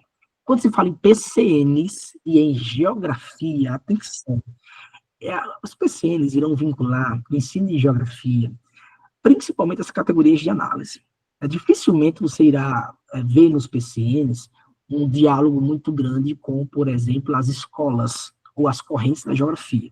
Há uma menção lá, mas os PCNs, inclusive, são os PCNs que irão consolidar a presença dessas categorias nos materiais didáticos. Durante muito tempo, não era tão comum assim se deparar com essas categorias nos livros didáticos de geografia. Hoje em dia, praticamente é uma obrigação. É difícil, é raro, eu desconheço, na verdade, materiais mais recentes que não trazem, pelo menos um resumozinho sobre a geografia, a ciência geográfica, e dá uma ênfase clara a essas categorias. Espaço geográfico, lugar, né? Paisagem, região, território. Nos piores materiais você encontra pelo menos espaço geográfico. Pelo menos, mas eu desconheço um material que não traga isso, quer seja no Fundamental 2, quer seja no ensino médio, e, claro, também ensino superior. Mas, enfim, falou em PCNs, ele traz uma consolidação desse olhar das categorias de análises para o ensino da geografia. O que eu sinto falta, de fato, como eu já falei para vocês, é de um olhar mais aprofundado e, sobretudo, para que o aluno possa perceber o quão importante se torna estudar essas categorias, e que todos os temas e discussões, quer seja no Fundamental 2 ou ensino médio, industrialização, aspectos demográficos, migrações, as características naturais, físicas do Brasil e do mundo, elas irão emergir, irão se subdividir, enfim, se ramificar dessas categorias: espaço geográfico, lugar, território, paisagem e região. Aí vamos lá, sem sombra de dúvidas, vamos continuar. Diz assim, ó: com base nessa abordagem, segundo os PCNs, o ensino de geografia deve, letra A, analisar o espaço geográfico e suas relações entre natureza e sociedade, mediadas pelo trabalho no espaço urbano. Letra B, compreender a necessidade de memorizar fatores e lugares. C, estabelecer características da paisagem e escrever um mundo estático. Letra D, analisar um conjunto de paisagens tendo uma única interpretação. Ou letra E, identificar as ações do homem em sociedade e desconsiderar suas consequências nos diferentes espaços. Ora, dá para a gente eliminar já algumas coisinhas, né, que tá bem feinha. Deixa eu ativar aqui minha mesa digitalizadora, porque eu vou aproveitar e fazer algumas marcações, tá? Que eu acho que é importante. Vou fazer algumas marcações dentro dessa questão. Uma questão muito boa. Eu gosto muito de trabalhar com PCNs e BNCC.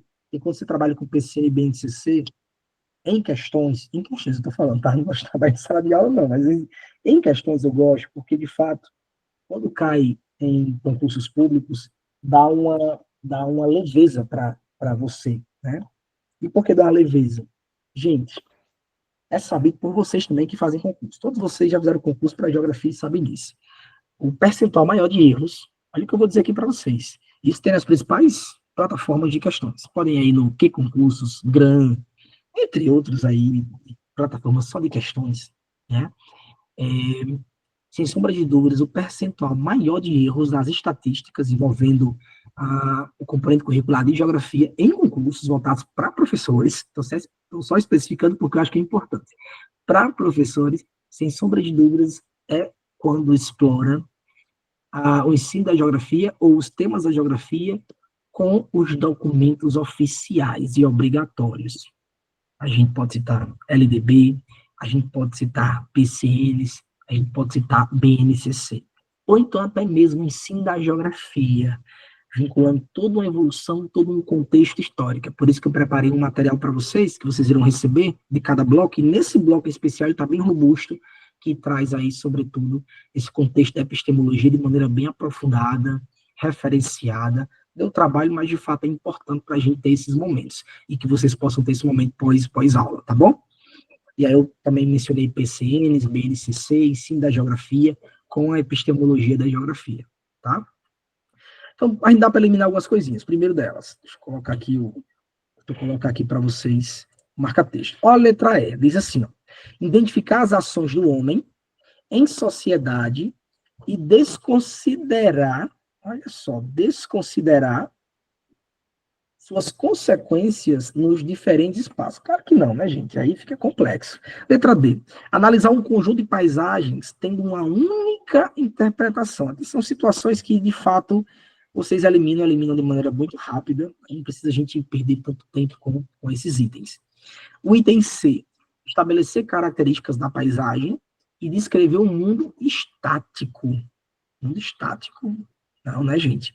Aqui a gente não está falando, inclusive, se a gente pegar autores da filosofia que auxiliaram o processo de olhar da geografia enquanto ciência, da necessidade de surgir uma ciência que descrevesse a paisagem, mas também que explicasse.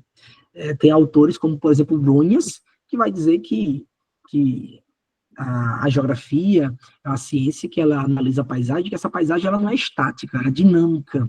Né? E aí eu já mencionei isso lá na primeira lousa. Letra B, compreender a necessidade de memorizar fatores e lugares. Ou letra A, analisar o espaço geográfico e suas relações entre natureza e sociedade, mediadas pelo trabalho no espaço urbano. Então, sem sombra de dúvidas, nosso gabarito é a alternativa A. Vamos lá. 2. Olha a questãozinha. A charge expressa um ponto de vista sobre a migração associada diretamente ao conceito de quê? Aqui traz uma temática importante na geografia, que são os movimentos populacionais, demográficos ou migratórios, né, vinculada a um conceito, o conceito da ciência geográfica. E que conceito seria esse? Na imagem, nós temos aqui uma casinha, de maneira muito pontual, e um morador saiu dela, porém aqui tem uma sombra mostrando o quanto ele tem um afeto, um apego a ela.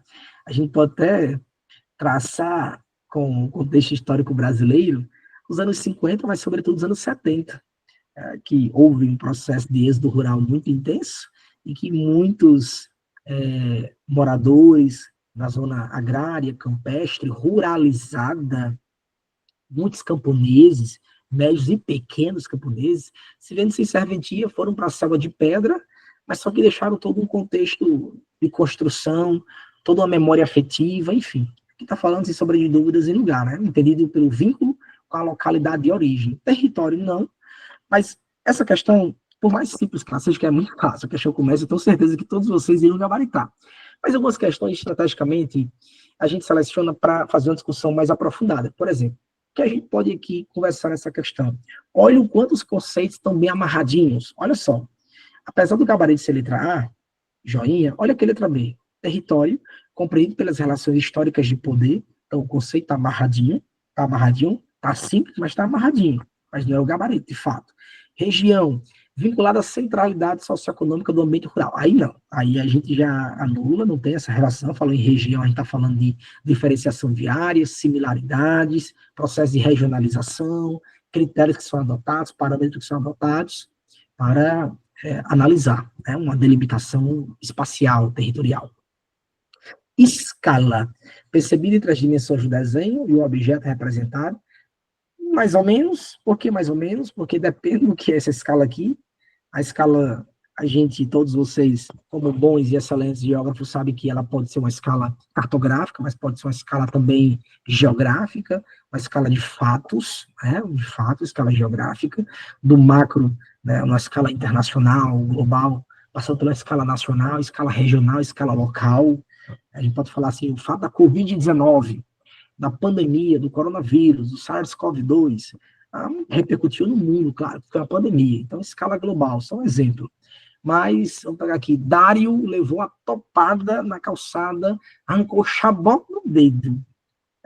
Esse fato vai repercutir, talvez só na rua que Dário mora, talvez nem na rua, talvez repercuta só na casa dele, e olhe lá. Talvez nem a esposa, não sei se ele é casado ou filho, enfim, não sei. Talvez nem perceba. Aí Dário fica com o chaboca ali arrancado, depois de 3, 4 dias, melhora ali, ele vai viver sua vida. Enfim. Então, escala geográfica é uma escala de fatos, de acontecimentos. Escala cartográfica é uma escala de proporcionalidade matemática, do real para o figurado, do real tridimensional para o figurado bidimensional, tá bom? Então, escala cartográfica. Então, por isso eu coloquei aqui mais ou menos. Porque, de fato, se for escala cartográfica, está correto aqui, percebido entre as dimensões do desenho, o objeto representado, né, a realidade. E paisagem, traduzida segundo as mudanças locais percebidas. Não está certo totalmente, mas também não está errado. A paisagem ela pode ser também, claro, percebida segundo algumas transformações no próprio espaço geográfico, algumas mudanças exercidas pelo próprio homem. Isso vão surgir aí rugosidades, mudanças, né?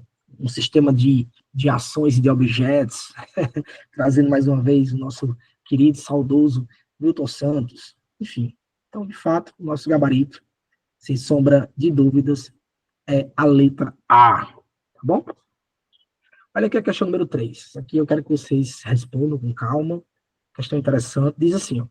Leia o fragmento sobre as manifestações musicais da sociedade brasileira no início da República, apresentado a seguir, de Lima Barreto. O carteiro Joaquim dos Anjos não era homem de serestas e serenatas, mas gostava de violão e de modinhas. Ele mesmo tocava flauta, instrumento que já foi muito estimado, não o sendo atualmente como outrora. Acreditava-se até músico, pois compunha valsas, tangos e acompanhamentos para modinhas. Aprendera a artinha musical na terra do seu nascimento, nos arredores de Diamantina, e a sabia de có e salteado, mas não saíra daí. Olha só, a expressão artinha revela. Gabaritei para mim, gente. Aqui o texto, tenta gabaritar aqui, tá? Vou deixar aqui 2 minutinhos. Tá aqui um copo com água enquanto vocês tentam gabaritar aí. Só um momentinho.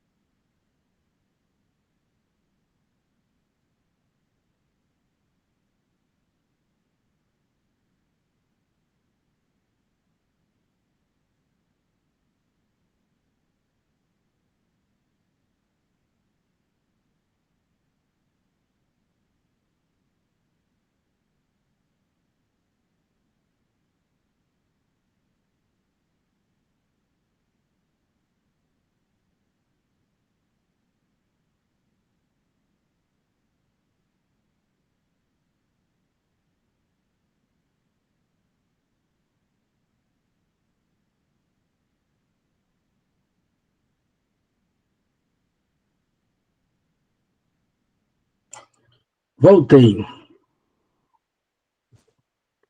Já bebi minha água, hidratei. Vamos lá. E aí, meninos? O que é que vocês conseguem perceber?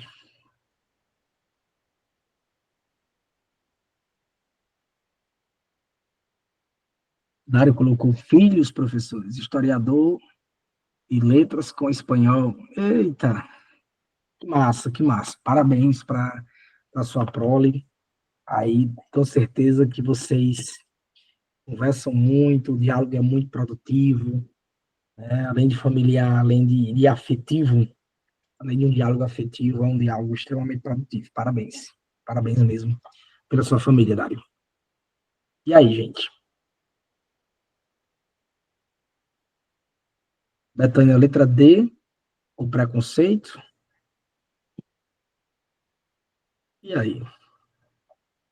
Vamos lá pensar aqui um pouquinho. Não é uma questão tão simples, parece simples, mas é uma questão extremamente interpretativa. Extremamente interpretativa. Diz assim, ó. O carteiro Joaquim dos Anjos não era o homem de serestas e serenatas, mas gostava de violão e de modinhas. Ele mesmo tocava flauta, instrumento que já foi muito estimado, não sendo atualmente como outrora. Acreditava-se até músico, pois compunha valsas, tangos e acompanhamentos para modinhas. Aprendera a artinha, entre aspas, a musical na terra do seu nascimento, nos arredores de Diamantina, e a sabia de có e salteado, mas não saíra daí. A expressão artinha revela o quê? Betânia colocou artinha, considera a modinha como algo insignificante na arte. E aí? Gente, olha só. Gabarito alternativa D. D, tá? Vamos lá porque é D. Porque é D. Inclusive foi Betânia que marcou aí, parabéns. Eu achando que marcou bem, gente. É super normal. Primeiro, porque é uma questão muito interpretativa. Segunda, de fato, quando cita a palavra artinha, está querendo trazer um sentimento de menosprezo, né? De preconceito que existia em relação às manifestações musicais de origem popular. Ora, até hoje há esse aspecto de menosprezo. Gente, vamos pensar aqui um pouquinho. As manifestações culturais, a gente tem muitos patrimônios históricos e culturais e materiais que são negligenciados. Quando a gente é pequenininho, bruguelinho, lá, quando a gente lá no Fundamental 1, educação infantil, que a gente estuda lá, Bumba Meu Boi, o Boi Bumbá, entre outras manifestações, a gente esquece muito rápido por quê? Muitas dessas manifestações que a gente fazia, talvez pintava ou fazia algum trabalhozinho na escola, a gente deixou de lado e talvez não entenda a importância de algumas manifestações, de algumas danças que foram trazidas, foram materializadas aqui no Brasil, mas trazidas da África, trazidas de Portugal, mas sobretudo da África, de negros, de escravos, são deixados de lado, sem importância, como a própria história faz isso. E até hoje, quando a gente fala em patrimônio, e olha que hoje há uma certa valorização do que outrora. Hoje a gente tem órgãos que protegem, que tombam, que reconhecem esses patrimônios, quer sejam materiais, monumentos, prédios que vão contar a história daquele local, ou de um país, ou da humanidade, né, ou até uma manifestação, o imaterial, quer seja uma dança, quer seja uma comida, um saber, enfim. Então, existem hoje órgãos como a Unesco, a nível internacional, órgãos como o IFAM, Instituto do Patrimônio Histórico e Artístico Nacional, órgãos a nível estadual e municipal, como as SECULTs, Secretarias de Cultura, e mesmo com esses órgãos, mesmo com esses reconhecimentos, com todo esse reconhecimento, esse tombamento de alguns prédios, esse reconhecimento de algumas atividades e manifestações culturais e danças, gastronomia e saberes, né? Ainda há um certo preconceito, uma certa desvalorização. Imagina esse contexto aí. Então, quando é citado assim, deixa eu só reforçar aqui para vocês. Aprender a artinha musical na terra do seu nascimento, nos arredores de Diamantina, e a sabia de cós salteado, mas não saía daí. Ou seja, daí não saía nada. Aprendi ali, tinha aquele contato ali com a artinha, aprendeu na cidade dele, praticava ali, mas que dali não deu em nada, não levou para canto nenhum. O nosso popular seria basicamente isso, Seria basicamente isso. Então, por isso que, de fato, o preconceito que existia em relação às manifestações musicais de origem popular. De origem popular. Tá bom? Questão 4. Questão 4 diz assim, ó, texto 1 e texto 2. Eita, essa aqui é estilo INEP barra FGV barra ENAD. Texto 1. Em todo lugar onde se possa gerar lucros, os obstáculos à expansão dos grandes grupos empresariais foram levantados graças à liberalização e à desregulamentação. A telemática e os satélites de comunicação e controle para que se organizem e reformulem, em consequência, suas estratégias internacionais, segundo François Chenais, em A Mundialização do Capital. Texto 2. As tentativas de se construir um mundo só sempre conduziram a conflitos, porque se tem buscado unificar e não unir. Olha como o textozinho do Milton Santos é extremamente pontual. Conduziram a conflitos porque se tem buscado unificar e não unir. A dimensão mundial é o mercado. A dimensão fragmentada é a tribo, união de homens por suas semelhanças. E o lugar, união dos homens pela cooperação na diferença. A grande revolta se dá através do espaço, do lugar, ali onde a tribo descobre que não é isolada. Olha aí a característica de pertencimento, para não ficar só naquela trivialidade, naquele conceito chula, que é importante, mas espera aí, não é só a memória afetiva, só... Não, ali tem toda uma questão de pertencimento, de construção cultural, memória afetiva, de identidade. Quando se fala em lugar, se fala em identidade, se fala em memória afetiva, se fala em simbolismo, certo? E os textos 1 e 2 foram usados numa aula para discutir, respectivamente, dois conceitos. Letra A, lugar e região. B, globalização e fragmentação. C, território e lugar. D, redes e nação. É claro que aqui, gente, essa foi uma questão. Quando eu selecionei e fui ver o gabarito, eu disse, poxa, eu vou dizer uma coisa. Aqui é uma questão que pega muitos professores de geografia. E pega de maneira muito simples, normal, não é algo assim que foge realmente de um contexto inesperado. É esperado, de fato, muitos erros na questão começa. Por quê? Porque aqui traz alguns conceitos que são conceitos que fazem parte da geografia, mas são conceitos mais atuais. Quando a gente fala em redes, a gente está falando em conceitos mais atuais. Inclusive, eu tenho obras aqui em casa de Marcelo Lopes de Souza. E quem fala muito sobre redes urbanas, o Marcelo Lopes de Souza, Roberto Lobato Correia, fala muito em redes, quando se fala em urbanização. A própria Ana Carlos Fani, professora da USP, enfim, a Ana Carlos Fani, o Roberto Lobato Correia, o, também Marcelo Lopes de Souza, são autores que de fato falam muito sobre redes urbanas. O próprio Milton Santos vai falar sobre redes, quando se fala em globalização. Mas quando a gente fala em categorias de análise, em conceitos tradicionais, como o texto fala aqui em alguns momentos, né? Aí você fica assim, poxa, peraí, eu vou para aquilo que eu tenho mais segurança. E aí você fica um pouco receoso em marcar, por exemplo, redes, e fica um pouco receoso em marcar, por exemplo, fragmentação. Então, é uma questão que gera uma certa dúvida e gera um anseio, e pós-prova, uma questão como essa pós-prova, muitos colegas podem pensar assim, um recurso, eu vou entrar com recurso aqui, peraí, fragmentação, redes, peraí, vamos aqui, se o gabarito for uma das duas, é claro. O que é que vocês entenderiam como essa questão aí? Qual é a construção que vocês têm no subconsciente e na vivência de vocês ao analisar o texto 1 e o texto 2? O texto 1 ele é muito categórico.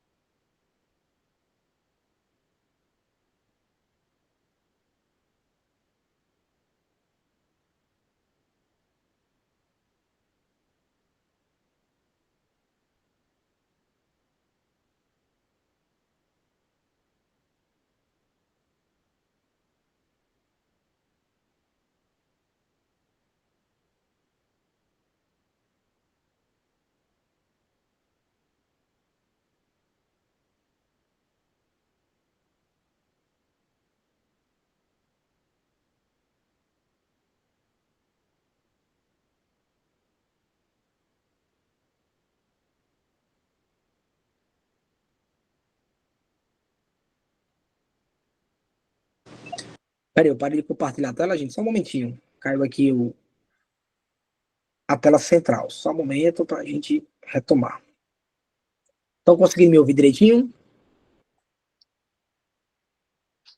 Sim, né? Legal. Tá ok, Diego. Vamos lá, deixa eu retomar aqui para a gente voltar.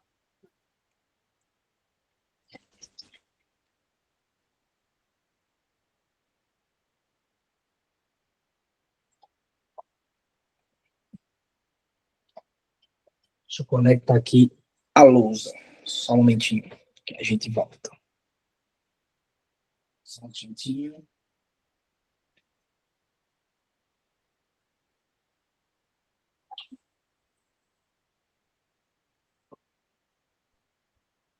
Vamos lá.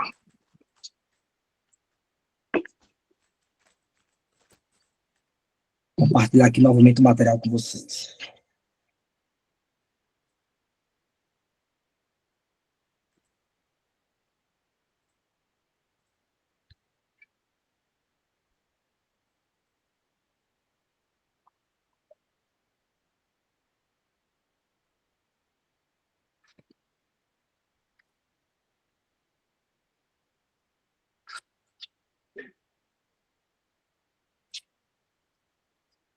Só um momento.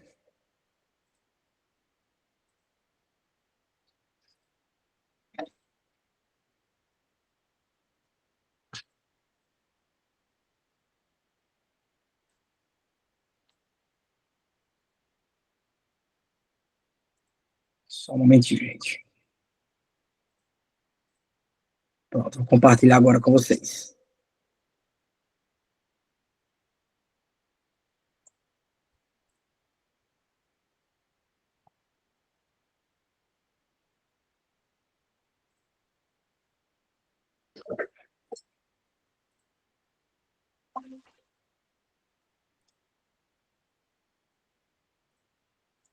Estão conseguindo. Peraí.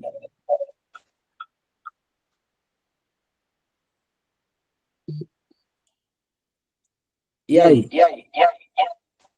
Apareceu. Pronto, agora melhorou. Estava aqui com os dois áudios, tanto microfone externo como pronto. Alguém levantou a mão, foi o Dário? Diz aí, Dário. Perdão, gente, foi só mesmo a queda aqui da lousa, tá? Dário, quer falar algo?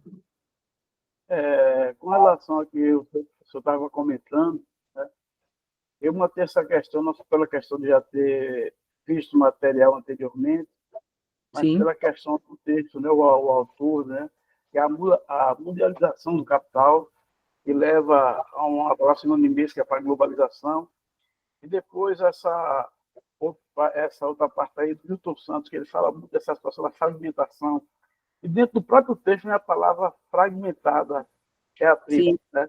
Então, quando eu fiz essa correlação entre essas duas situações e marquei por aí, depois fui ver, né, se estava correto mesmo, né? Parabéns, Dário. Mas, de fato, aqui, como a primeira é globalização, por eliminação, a gente pensa logo na B. Mas não é uma questão assim tão passiva de acertar sempre. Essa questão que você, se você não ficar atento, você pode perder. Que você poderia marcar aí território e lugar, podia pensar uma coisa sobre rede, mas outra em nação, seria algo muito forçado. A própria letra A, é muito forçado pensar em lugar no primeiro texto e pensar em região, já que é concomitantemente, ou melhor, respectivamente, 1 e 2. Então, pensar no texto 2 como região também seria. Enfim, por isso que por eliminação é a alternativa B. Contudo, conceitos como fragmentação, ou até conceitos como redes, como citei, são conceitos que fazem parte da geografia, principalmente hoje em uma corrente da geografia crítica, marxista, humanística, mas dentro de um contexto tradicional bem menos comum de encontrar conceitos como fragmentação, principalmente. O Milton Santos fala e fala muito bem, o próprio texto 2 cita, como o Dário mencionou, né, o próprio que fala em a dimensão fragmentada. Joinha? Enfim, então, de fato, a gente tem como gabarito a alternativa B. Questão 5, gente. Essa questão 5 é bem interessante para a gente finalizar, falar dos princípios, e depois que a gente responder ela, não sai, porque eu quero mostrar para vocês o bloco teórico que vai estar disponível para vocês, tá bom? O suporte vai dar um link para que vocês possam ter acesso a todos os materiais, entre eles, esse que eu entendo, e todos os materiais que vocês irão ter, que a gente vai construir aqui ao longo desse curso, ao longo desse preparatório, talvez seja um material mais interessante, que é aquele que vai aprofundar cada bloco, cada discussão, cada encontro. Aula 1, aula 2, aula 3, no final de cada encontro, eu vou mandar para vocês um resumo, e esse resumo está bem aprofundado, referenciado, enfim, eu vou mostrar para vocês em breve, então não saiam, bora lá. Questão número 5, diz assim, ó. Na evolução da geografia, observamos a participação de geógrafos germânicos, como Alexander von Humboldt, alemão, autor da descrição física do mundo, e Friedrich Ratzel, considerado o pai da geografia humana. Olha só, foi a principal figura da escola determinista, como a gente construiu no primeiro momento. Na segunda metade do século XIX, começaram a destacar-se os geógrafos franceses. Entre eles, ocupou um lugar especial o Paul Vidal de Lablache, como chefe da escola possibilista. Graças à colaboração, deixa eu só aqui tirar aqui o áudio aqui que está atrapalhando mais vocês. Pronto. Bora lá, continuando. Paul Vidal de Lablache, como chefe da escola possibilista. Graças à colaboração, deixa eu colocar aqui o laser para vocês irem acompanhando. Graças à colaboração desses importantes mestres, a geografia deixou de ser meramente descritiva e passou a ter um caráter explicativo. A geografia baseia-se em 5 princípios metodológicos, a saber, extensão, analogia, ou da geografia geral, causalidade, conexão ou interação e atividade. Olha só, caiu em concurso recente, tá? Inclusive foi da IDECAM. Olha que eu até coloquei aqui a banca. De acordo com o exposto, relacione adequadamente os princípios metodológicos às suas respectivas características e autores. Tá bom? O autor. Uma questão como essa eu gosto de trazer para mostrar que é importante a gente se aprofundar na epistemologia, porque em muitos materiais não vem trazendo os princípios, e os princípios são importantes porque eles estão inseridos nas escolas, nas correntes geográficas, tá bom? É importante ter esse olhar. Então aqui tem 1, extensão, 2, analogia, 3, causalidade, 4, conectividade, conectividade ou interação, e conexão, né, e atividade, que é o de Brunias. Vamos lá. Tentem aí aos pouquinhos gabaritar essa questão. Eu acho que é uma questão boa até de recapitular, de revisar o que a gente viu. Tentem aí. Aqui ó, seria a primeira parte. 1, extensão. 2, analogia. 3, causalidade. 4, conexão e interação. 5, atividade. O que diz cada número está vinculado aí a esses conceitos, né? Ou a definição. Aqui diz, ó, permite a generalização dos fatos semelhantes. Está falando de fatos semelhantes, a gente está falando de uma coisa sobre regionalização, sim ou não? Seria o que aqui? Princípio da analogia, concordam? 2. E aí? Vamos para aquele mais trivial que vocês lembram? Falou em extensão, a gente está falando de expansão. Expansão, a gente lembra, claro, espaço vital, corrente de determinismo, Friedrich Ratzel.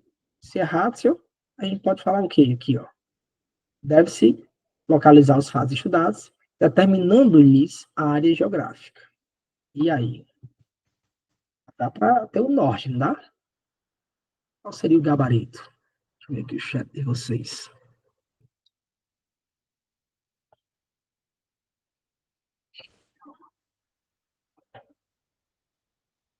E aí, moçada?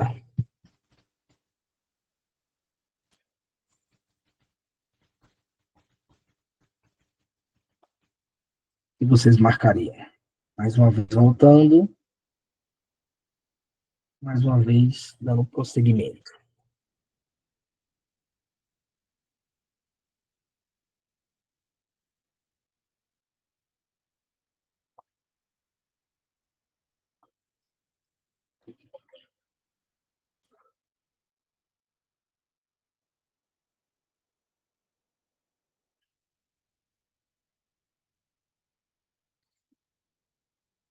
Vamos por parte?